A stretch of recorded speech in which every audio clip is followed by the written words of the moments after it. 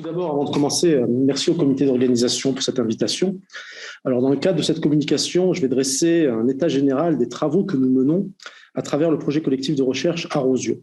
Alors, ce projet collectif est dirigé par Loïc Buffat, présidé par Alain Débert.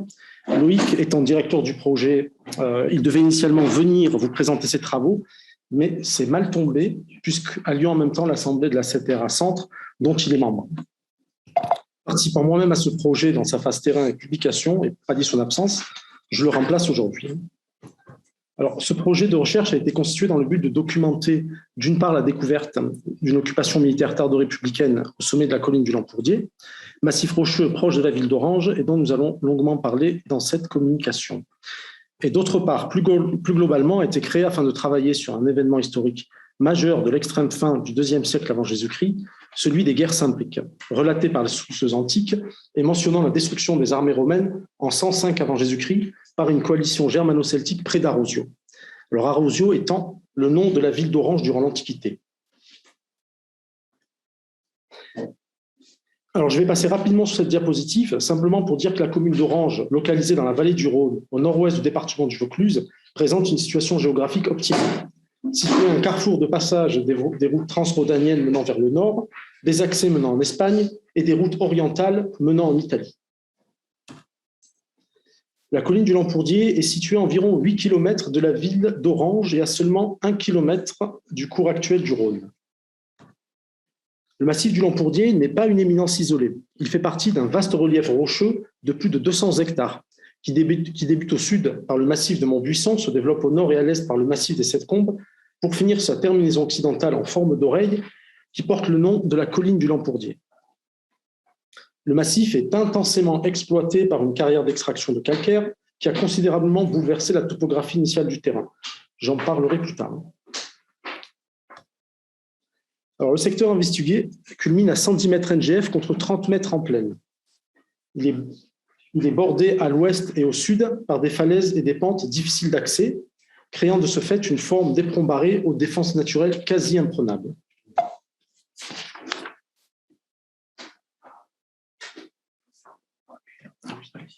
Merci. Alors, la position... Il manque une diapo. Si, j'ai fait passer une diapo. Voilà. Alors, la position stratégique du massif est indéniable. C'est un lieu de hauteur dominant la plaine alluviale et permettant une observation panoramique sur plusieurs kilomètres. Et qui plus est, situé à seulement 1 km des rives actuelles du Rhône. Le Rhône, voie fluviale très importante lors des campagnes militaires romaines dans la région. Alors, rapidement, concernant l'historique des recherches sur le massif. Alors, le site a ressurgi de l'histoire dans les années 1980, et ceci, on peut le dire, d'une triste manière. Ce sont les pilleurs, les détectoristes clandestins, qui, d'après les témoignages oraux, ont récupéré des centaines de monnaies de militaria, voire même peut-être des milliers. Ces objets sont aujourd'hui introuvables et sont disséminés dans des collections privées. Au début des années 1990, les services de l'État ayant au vent du pillage qui continuait ont mené 2 opérations de terrain sur le massif, celle d'Anne Hassler et de Jean-Luc Blaison. Aucun vestige n'avait été découvert, mais les sondages et prospections réalisés au sommet de la colline, secteur de nos futures investigations, avaient révélé une quantité importante de matériel amphorique, tardo-républicain, ainsi que des monnaies de Marseille en bronze. Il a fallu attendre ensuite 25 ans pour voir l'émergence en 2014 d'un projet collectif de recherche créé par Alain Débert et Thierry Luguimbul. Ce projet avait pour but de prospecter la colline afin de rechercher les vestiges d'une occupation militaire et de confirmer s'il s'agissait bien d'un site en lien avec la bataille d'Orange, comme le présumait Alain Débert sur la base du mobilier exhumé. En 2016, l'extension de l'exploitation de la carrière a entraîné un diagnostic archéologique mené par le service départemental archéologique du Vaucluse, puis une fouille préventive sur environ 1,7 hectare qui m'a été confiée. En 2017, un nouveau projet collectif de recherche remplace le précédent, toujours présidé par Alain Débert et dirigé par Loïc Buffat, co-dirigé par Nathalie Giny, professeure d'histoire de l'art et de l'archéologie celtique à la Sorbonne. Des fouilles programmées sont depuis menées chaque année sur la colline. J'articulerai ainsi ma présentation de la manière suivante. Première partie, je présenterai les données issues de la fouille préventive de 2016 que j'ai dirigée, et dans la seconde partie, les résultats des fouilles programmées de 2017 à 2021, auxquelles j'ai participé, mais qui ont été dirigées par Loïc Buffat. Alors, sur cette diapo, vous pouvez voir l'emprise de fouilles préventives en rouge, située sur les parties sommitales de la colline, et en jaune, le secteur des fouilles programmées, situé à environ 200 mètres plus au sud.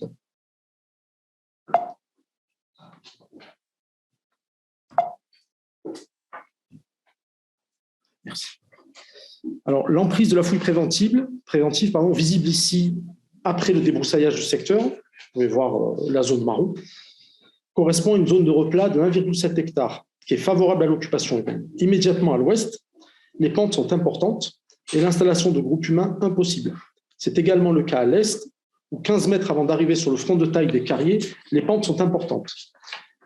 Les cartes et modèles numériques de terrain des années 1980 montrent la topographie du secteur avant l'installation des carriers, en haut à gauche, indiquant une zone de replat initiale favorable à l'occupation d'environ 10 hectares. Si l'exploitation à l'est pose relativement moins de problèmes sur la réflexion générale de l'occupation, puisque les terrains formaient des zones escarpées et vallonnées, où l'implantation humaine est impossible, au nord, c'est beaucoup plus préjudiciable. L'exploitation des carriers a gommé totalement une vaste zone de sorte qu'une bonne moitié du site a disparu.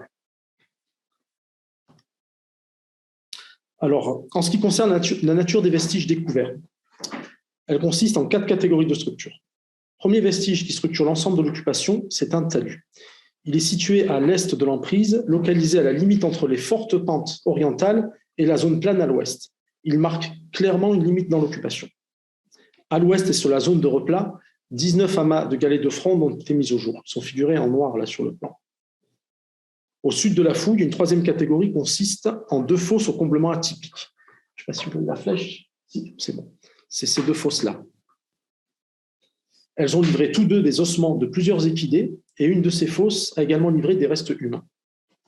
Pour terminer, une 4e catégorie de structures plus classiques correspond à des couches de dépotoirs formées de mobilier varié, fragments de meules, déchets de consommation phonique et fragments de céramique d'époque tardo-républicaine. Ils sont figurés en gris foncé. Alors, en ce qui concerne la guerre, la levée de terre mise au jour à l'est de l'emprise est orientée nord-est-sud-ouest et se développe sur les 3/4 de l'emprise de fouille, soit sur 170 mètres de longueur. Cet apport anthropique de pierre et de terre est formé d'un simple monticule sans structure bâtie ou poteau de bois associé. Ce rempart est conservé sur une largeur à sa base de 11 mètres et sur une hauteur de seulement 60 cm. Du matériel tardo-républicain, notamment amphorique, a été découvert imbriqué parmi les blocs constitutifs de ce talus. Cette structure linéaire peut trouver un parallèle avec le talus de terre et pierre découvert sur le camp B d'Alésia. Néanmoins, élément important, sur le cas du Lampourdier, le talus n'est pas ici doublé d'un fossé, comme c'est le cas à Alésia. À l'est de ce talus, 19 amas de galets sont disposés de manière organisée. Parmi ces galets ont été découverts du matériel céramique, amphore italique, céramique campanienne, ainsi que des clous de caligué et parfois des monnaies, principalement des petits bronzes de Marseille. Les 3 alignements formés par les amas sont parallèles ou perpendiculaires entre eux. Le mieux conservé, l'alignement oriental, est attesté sur 140 mètres de longueur et apparaît parallèle dans sa partie nord à la levée de terre. Certains amas ont livré plus de 2000 galets. L'étude de ces pierres a révélé une extrême régularité dans leur calibrage avec une moyenne de 5,24 cm de longueur pour 4 cm de largeur. Alors, la sélection d'un calibre spécifique est directement liée à une arme précise, la fronde. L'interprétation de ces structures ne fait aucun doute pour nous. Il s'agit de réserves de projectiles destinées aux frondeurs des armées romaines. Les galets ont été extraits des lambeaux de la terrasse alluviale de Montredon, située à l'est, à seulement 1,5 km du site. Des clous de caligué des soldats romains sont perceptibles sur les chemins menant à ces horizons géologiques. Alors, le tri rigoureux des galets a été opéré, semble-t-il, sur les lieux d'extraction, puisqu'on ne retrouve aucun gros module sur le site. Les terrasses alluviales de Montredon et de Châteauneuf livrent essentiellement de très gros modules. Les modules de 5 à 6 cm triés par les soldats sont extrêmement minoritaires dans ces niveaux naturels. Alors, au sud du site, là où les couches sédimentaires argileuses sont légèrement plus épaisses et le substrat rocheux un peu plus profond, 2 fosses ont livré les restes de plusieurs équidés. La fosse nord, représentée sur ce diaporama, a par ailleurs également livré des restes humains. Alors, les 3 équidés de cette première fosse qui est située au nord comportent tous des critères morphologiques assyniens. Il s'agit de mules ou de mulets. Cette fosse a également livré quelques fragments d'ossements humains. Il s'agit d'un fragment de calotte crânienne, un fragment de tibia, un fragment de fémur et un fragment de métatarse. Pour l'heure, nous ne savons pas si ces ossements humains appartiennent à un seul individu ou à plusieurs. Aucune trace de découpe n'a été révélée. Toutefois, on remarque de légères traces de passage au feu sur chaque équidé identifié, et ceci à différents niveaux de profondeur. Il s'agit de la face médiale du trapézoïde gauche de l'écus 1, du fémur droit de l'écus 2 et des dents pour l'écus 3. Vous pouvez voir sur les photos en bas. Le matériel découvert dans la fosse consiste en des fragments de campanienne, céramique campanienne, d'amphores italiques, quelques clous de caligué et une monnaie de Marseille en bronze au taureau chargeant à droite. Ce mobilier situe son comblement dans la seconde moitié du IIe siècle avant Jésus-Christ. Plus à l'est, un second enfouissement d'ossements d'équidés a été mis au jour. Il s'agit essentiellement d'un fond de fosse qui a livré les restes d'un cheval, cette fois-ci, Écus 4, et d'un hybride, mule ou mulet, Écus 5. Dans la partie orientale de la fosse, le matériel mis au jour a confirmé la contemporanéité des deux fosses à ossements équins. Ici, aucune trace de feu. Par contre, le radius droit d'Écus 5 est marqué d'une strie à mi-hauteur de la diaphyse sur la face latérale. Cette marque implique qu'un objet présentant un tranchant est venu entailler cette partie de l'animal. Vous pouvez voir sur la photo en bas. Alors, l'âge des bêtes de ces 5 individus a été estimé entre 2 et 10 ans, voire peut-être au-delà pour Écus 5. La présence d'individus morts en pleine force de l'âge nous amène à nous interroger sur ce qui est venu provoquer leur décès. La localisation de la fosse sud, au pied du talus, voilà le petit point rouge sur la petite vignette en haut, dans un espace de manœuvre des frondeurs et des artilleurs, pose la question de la temporalité de la mise en place de ces dépôts. Nous pensons vraisemblablement mise en place à la suite d'un épisode violent, peut-être un épisode de bataille. Alors, une dernière catégorie de structures concerne des couches associées à des dépotoirs. Nous les avons interprétées comme telles en raison de la présence de mobilier très varié, meules, céramiques, amphores et quelques fragments de faune consommée, notamment des grands herbivores, dont du bovidé. 7 fragments de meules rotatives manuelles de petit format ont été mis au jour. Les diamètres sont compris entre 30 et 37 cm. J'attire votre attention sur la meule située à ma droite. L'exemple est un moulin ici en andésite d'inspiration italique. Roche de Sardaigne. Il trouve un parallèle à Aix-en-Provence sur les fouilles du terrain Coq dans les couches anciennes datées de 125 à 75 avant Jésus-Christ. Alors, le faciès céramique est extrêmement homogène sur le site. L'association campanienne A, forte proportion de A et présence d'amphores puniques Magna C2C dans sa version tardive est significative du dernier quart du IIe siècle avant Jésus-Christ. Le faciès est également homogène dans son origine, puisqu'on retrouve majoritairement des céramiques communes et fines en provenance d'Italie, notamment des fragments de céramique campanienne produites en Étrurie. Concernant le matériel amphorique, les Dressel 1A sont dominantes. Des ateliers de production privilégiés de ces amphores vinaires ont pu être déterminés. Ils sont également localisés en Étrurie.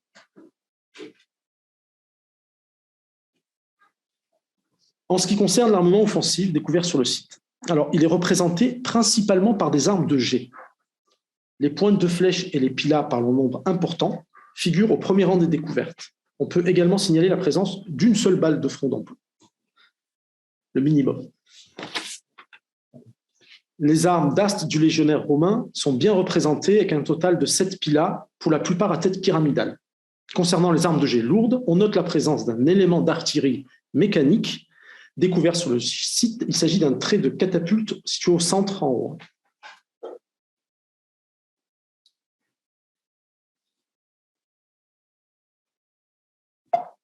Ah. Là, et je peux avancer. Ah oui, je clique sur la. J'ai dit Macintosh, c'est. Alors, donc, en revenant à l'armement offensif, les éléments d'armes de poing sont quasi inexistants. Un seul élément a été découvert, il s'agit d'un anneau de suspension d'épée ou de gladius à tête d'anatidé. Ce n'est pas cette diapositive, c'était en parlant de l'armement de poing général. Cette diapositive. Alors, l'armement défensif ici est représenté par 3 fragments d'attache de casque et 7 fragments de paraquinatide. C'est la protection de la joue, la paraquinatide.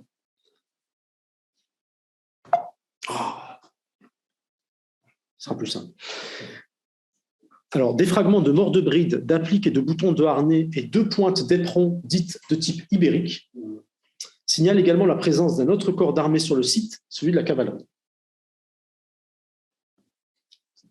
Pour ce qui est du reste des militariats, on peut citer au rang des découvertes un piquet de tente, des hameçons et navettes suggérant des pratiques de pêche, le Rhône étant situé, comme vous l'avez vu tout à l'heure, à moins d'1 kilomètre du secteur de fouille. Les éléments de mobilier métallique domestique sont représentés par un verrou cache-serrure en alliage cuivreux, en haut. La vaisselle métallique est quant à elle signalée par la présence de fragments d'anse de situle, 2 fragments de crochet de simpulum, à gauche, pardon, un à tête de loup en haut et un à tête d'anatidé en bas. On peut signaler également la découverte d'environ 670 clous de caligué. La collection du Lampourdier demeure exceptionnelle. Tous les types connus et identifiés selon les classifications établies à Alésia sont représentés, avec une nette prédominance des types A et D. Les diamètres des clous étant beaucoup plus grands qu'à Alésia. À Alésia, ils avaient été mesurés entre 11 mm et 13 mm. Les décors ici sont relativement bien conservés. On peut signaler la découverte de types et de sous-types inédits, qui sont dénommés E, F et G, continuant la suite des typologies préalablement établies par nos pairs. Aujourd'hui, les recherches continuent sur d'autres secteurs du massif et c'est plus de 1061 clous de caligués découverts, 1060 clous de caligués découverts. La fouille de 2016 a permis de mettre au jour une collection monétaire qui demeure importante en nombre, et ceci malgré le pillage qu'a connu le site. Quasiment tout le monnayage romain connu pour la fin du IIe siècle avant Jésus-Christ a été mis au jour. Semis, quadrant, as, victoria. C'est un indice fort du caractère romain du site. En 2016, c'est 312 monnaies qui ont été recueillies. Aujourd'hui, c'est plus de 420 sur l'ensemble des recherches réalisées sur le massif. Sur le secteur de la fouille préventive, c'est 52 monnaies républicaines en argent qui ont été découvertes pour la plupart des fleurs de coin. Ce chiffre monte à 69 pour la totalité des campagnes de 2014 à 2021 et ça continue. Alors, cette catégorie de monnaies nous fournit une référence chronologique solide. Figure dessus le nom d'un magistrat monétaire nommé annuellement à Rome. La monnaie la plus récente est en parfait état de conservation et fournit la date de 109-108 avant Jésus-Christ.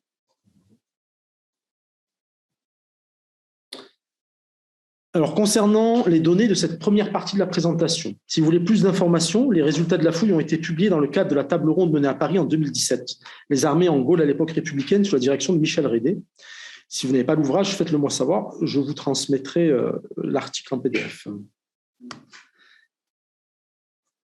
Alors, dans la seconde partie de cette communication, je vais vous présenter les résultats des fouilles programmées, conduites immédiatement au sud de l'opération préventive. Ces fouilles sont toujours en cours, alors pardonnez-moi si les données sont encore un petit peu brutes. Alors, immédiatement au sud de la fouille préventive, à seulement 200 mètres, ont été découvertes des constructions en dur liées au mortier. Ça a été une grande surprise pour nous de mettre au jour des vestiges bâtis sur le massif, là où on s'attendait à un mode d'occupation militaire temporaire, comme ce qui a pu être défini et présenté auparavant. Les vestiges consistent en premier lieu en un bâtiment interprété pour l'instant comme un fortin. Les fouilles sont toujours en cours et n'a pas été dégagé entièrement. En second lieu, a été mis au jour plus au sud, un très long mur, toujours lié au mortier et disposé sur la crête de la colline. Il a été suivi sur plus de 100 mètres avec une interruption notable, à peu près au milieu, semble-t-il une porte. Le fortin a la particularité d'avoir été recouvert anthropiquement d'un vaste monticule de terre sous la forme d'un tertre circulaire adossé à un second tertre de plan pseudo-rectangulaire. Alors, l'été dernier, nous avions réalisé une couverture lidar du massif qui nous a permis d'identifier la prolongation du talus découvert lors de la fouille préventive, qui se développe jusqu'à la zone des vestiges bâtis, reliant ainsi structurellement les deux occupations. Alors, le talus se prolonge dans sa partie sud sous la forme d'un long mur mis au jour lors des campagnes de 2018 et 2019. Cette construction suit la crête de la colline. Le massif est donc clôturé de toutes parts sur ses parties orientales, un mur et un talus, et au sud et à l'ouest, les falaises imprenables. Malheureusement, au nord, comme je l'ai dit au début, on ne sait pas comment se développe le système défensif à cause des destructions des carrières. Le site prend ainsi, pour sa partie observée, la forme d'un éperon barré faisant face au Rhône. Toute la terminaison occidentale, toute l'oreille que vous avez pu voir sur la première photo satellite. Une interruption avec un retour suggère la présence d'une porte à mi-distance. En face de cette porte à l'est, un fond de combe semble mener vers un sentier antique menant lui-même au Rhône.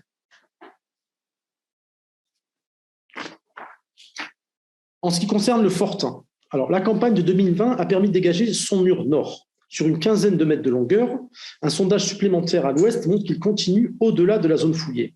Plusieurs traces d'incendie ont été mises au jour. À l'ouest de la zone de fouille, sous l'effet d'un incendie, des pierres calcaires du mur effondrées sur place ont été transformées en une épaisse couche blanchâtre de chaux. Le sol naturel argileux portait également de fortes traces de rubéfaction. Les observations réalisées par Christophe Vachal, qui a publié longuement sur les questions des fours à chaux du Midi méditerranéen, ont confirmé qu'il ne s'agissait pas d'une activité de chaux fournier qui aurait pu s'être installée postérieurement, mais bel et bien d'un mur incendié. Les données de terrain semblent révéler un mode de construction mixte pour ce mur, avec fondation en pierre et structure en bois sur la partie supérieure. C'est cette partie en bois qui semble avoir alimenté l'incendie du mur. À l'est, quelques traces circulaires charbonneuses suggèrent la présence de poteaux de bois brûlés sur place. Elles ont été repérées sur la race des murs, toujours sur le parement externe et à intervalles réguliers, confirmant notre hypothèse de construction mixte bois et pierre, ainsi qu'une phase d'incendie. À l'intérieur de la construction, les fouilles ont permis de mettre au jour un vaste amas de galets de fronde accolés au mur de la construction. Les modules de galets est quasi identique à celui observé lors de la fouille préventive, peut-être un tout petit peu plus grand, 5,67 au lieu de 5,24.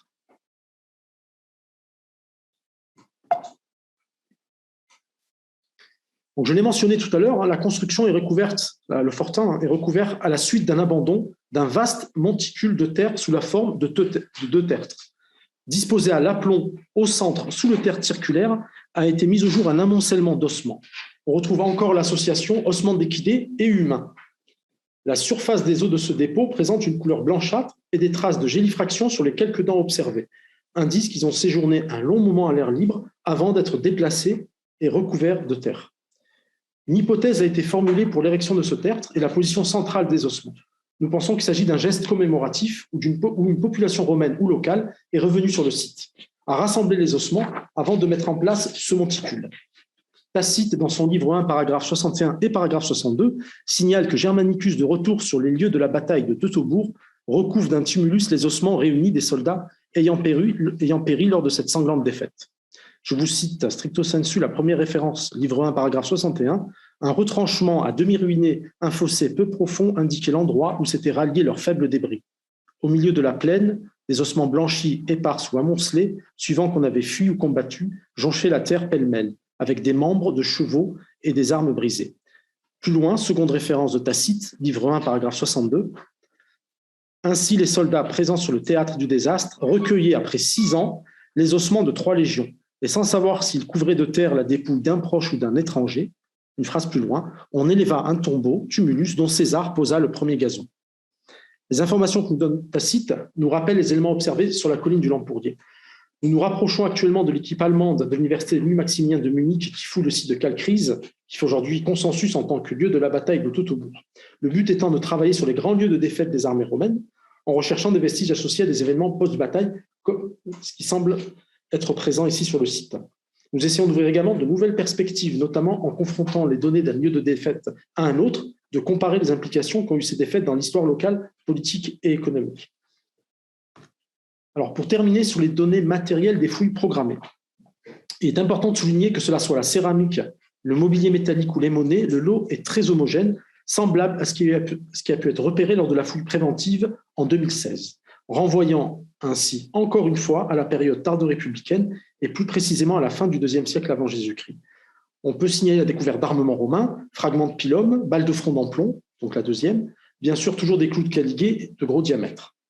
Le matériel exhumé ici étant encore principalement italique, à l'instar d'une belle découverte qui augure de bonnes choses pour la suite, il s'agit d'un fragment de simpulum, un crochet à tête d'anatidé en argent doré, en bas à ma droite.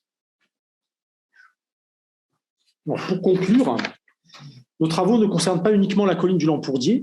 D'après les diverses sources antiques, les forces militaires déployées romaines et germano-celtiques sont considérables. C'est pourquoi nous pensons que cet événement historique a dû laisser d'autres traces dans la région.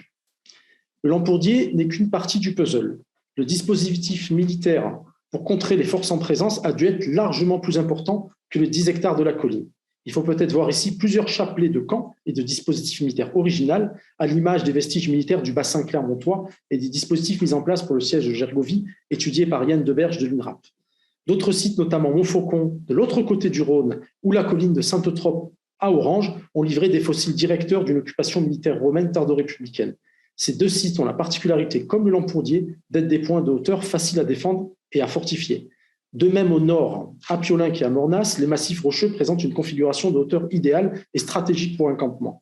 En particulier a été découvert à Piolinc une épée quasi complète. Cette dernière a été identifiée par Thomas Boschnak, spécialiste de l'archéologie celtique de l'université de Rzeszów en Pologne, comme provenant de Saxe occidentale. C'est pour l'heure une lacune du dossier si la présence de l'armée romaine est indubitable sur le secteur d'Orange à l'extrême fin du IIe siècle avant Jésus-Christ, excepté cette unique preuve qui est cette épée de Saxe occidentale, la présence germano-celtique demeure pour l'heure difficile à identifier. Voilà, je vais rester dessus.